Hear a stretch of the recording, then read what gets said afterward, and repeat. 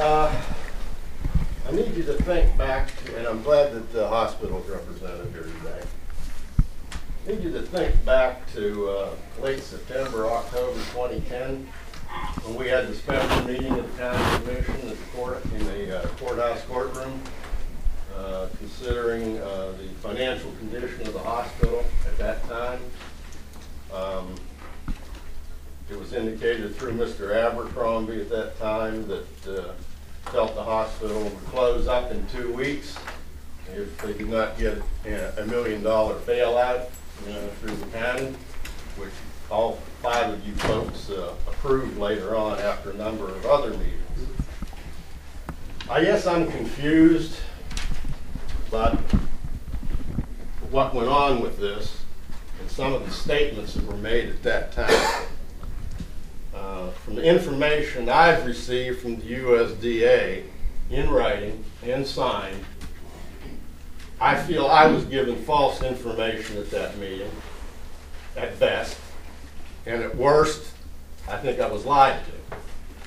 Now, you people are going to have to make your own decision because you are the ones that took in that same information that I heard. And everybody here needs to remember that Mr. Voice has got all this material archived, so there's no deniability of it. Okay, at that meeting that day, that first one in the courtroom of the courthouse, during his speech that Mr. Abercrombie gave for the hospital board and representing the hospital board, he held up a few pieces of paper and said that the USDA had granted the loan. Now, I don't know if that was some candy, to help swing your viewpoint, toward their situation or not. But it's all on tape. So my understanding of that was it was a done deal. The loan was granted. And I know leading up to that meeting, Roy Ellis, you said it, and some other people did. You were in a secret meeting with Mr. Harris, Mr. Abercrombie, Carrie Hardy, and Tommy, that put that deal together. Okay, now what I've discovered from the USDA, what they're telling me in writing is that loan's not guaranteed. It's not a done deal. Now, my understanding of that meeting that day was it was a done deal. And the USDA told me that they are continuing to review and process the hospital loan request. And I have a signed letter to that effect. So, to me, that doesn't sound like anything's finalized. And I know there's a number of citizens here that have phoned the USDA and have been told the same thing. The difference is I got it in writing and signed on USDA letterhead. So really what I would like to know at this point, and I want to ask Tommy a question too, if I may, because he was part of the negotiations. Roy Ellis, what did or do you know about the info that was given at that meeting being possibly false, and when did you know it? I'm not sure what meeting in 2010 you were. It was the first special meeting in the courthouse in the courtroom. John's got it all on tape. Well, I'd have to go back and review it. Remember, my memory's certainly not that good. I know some USDA people that were there, and the USDA just said the loan had been approved, but there are steps that you could go through to get the final approval, and that's where we've been for the last since 2010. Well, from the information I've got, that's not the case. I'm not sure. We've been continually in meetings with USDA. Mr. Maychek, which is Secretary from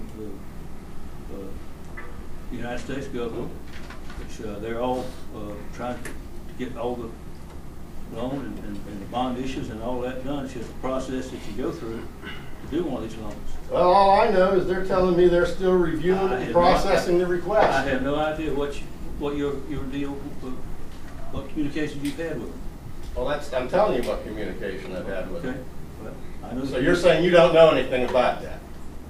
I don't know anything about your communication. All right, No, sir. you answered the question. Tommy, do you know anything? Yeah, I'd like to see the letter you got if you. Well, I could meet with you in private, but I didn't bring it here. Well, I'll answer then. Yeah. But my understanding was the same as the chairman's, that they had approved the loan. We had seen that in writing. We had a letter from USDA. At the time they had approved it, they said there were steps that had to be gone through in order to actually receive what's called a takeout letter that gives you a legally enforceable way to compel them to give you the money, but those steps had to be gone through. And in my experience, that's the way these things work. I mean, they're not going to give you a legally enforceable commitment to give you the money until they see hospital plans and, you know, all that sort of stuff. So that was my understanding at the time. Well, my impression, as I said from that meeting, was that it was a done deal. And you go back and look at that tape. Now, your impression was that they were gonna write a check for $22 million and walk out No, with that's it? not, my impression was it was said it was a done deal, they got approved. That's what was said. And that is where we're at. We're going through the process of doing the things. So it to actually, get the money. now The you're money- saying actually it wasn't approved at that time. It has been approved. We got a letter that said we were awarded this loan. Well, I've got a letter that says something else. Well, you all have to get together with that.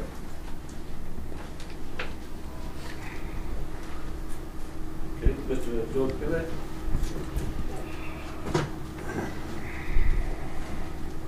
Warren stole my thunder. I had the same questions. The way I was at the meeting also. This room was so crowded, there wasn't any room for anybody else in here. And we were moved to the county courthouse. And I saw the papers being held up, so I've got money right here. And he was, we gave him $1 million under my theory now, the way I look at it, under false pretense. We took the money that was supposed to be building the hospital and we give it to them to pay bills. And apparently, from what I understand, there's still something like $800,000 in back payments now. But something else that did come up is, I just read this in the newspaper today, in the circuit court for the 3rd Judicial Circuit from Madison County, Florida, that some people are, the state of Florida rather, and taxpayers, property owners are taking this hospital to court. No? Well, it's in the newspaper. So the state of Florida and the taxpayers, property owners, and citizens of the Madison County, Florida, including non-residents owning property or subject to taxation therein and all others, having or claiming any right, title, or interest in the property to be affected by the issuance by plaintiff of bonds herein described, or to the affected in any way thereby, defendants. And it goes on to say, or to show cause. I think that's for the sale of bonds, am I correct? Maybe you need to have an attorney explain to you how bond issues are done. Why are we having to go to court for this? It has to be filed in court to sell the bonds. I'll refer that to the attorney. That's the notice for the bond validation process. When you're loaning money like that, the lender is allowed in Florida law to go through a bond validation process where they get a court to bless the process, and that way people can't come back later and say the bonds were issued invalid.